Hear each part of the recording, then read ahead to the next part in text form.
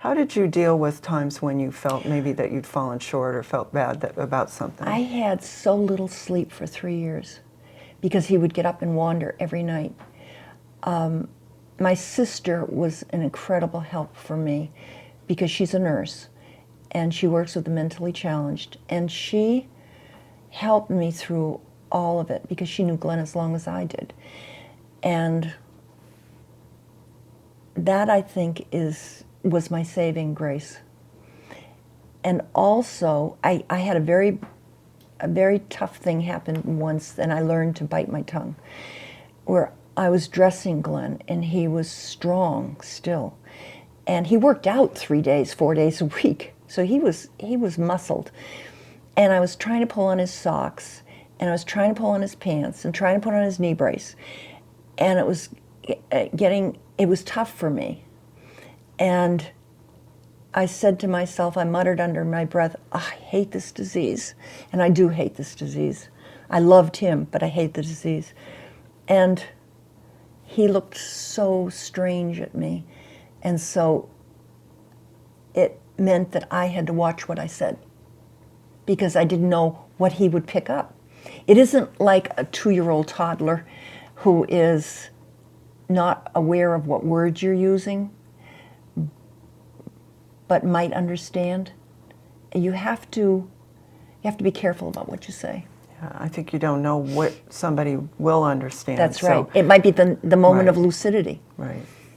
Well, one of the things I love that you say in your book, I think you say you have to create a life of forgiveness, and that really struck me because I think it can be really hard for people to forgive themselves for their own shortcomings when they're taking care of their loved one. Oh, you get so tired. I mean, you can't go for 2 hours sleep, day in and day out, 3 years. It's hard. It's very hard. And physically, and you mentioned something to me once, is that there are 90-year-old women doing this, taking care of their husbands or vice versa. And age plays a role. And it's an aging disease. Yeah, there are great demands on the caregivers. And I think people do really need to try to be patient with themselves, and getting that support from someone. I think the number one thing is having someone to talk to, because you can't any longer have the support or the understanding from the person that has the disease. And that's the thing that I miss the most is Glenn's mind.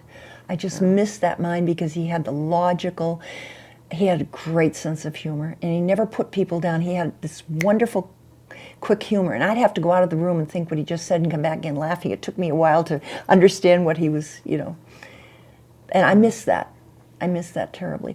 But I think in order to get through this disease, you need to have gratitude for the tiniest things. You have to have an attitude, and the attitude has got to be positive. And honestly, I don't know how anyone can get through this without a strong belief in God. Because as my mother was dying, she still was so strong in the mind, and she was a believer, and she taught me to be a believer. And without God, in her sense of there's a right way to do things and a wrong way to do things, and that's the way I was brought up. And she just helped me. And my animals, my friends, and my family.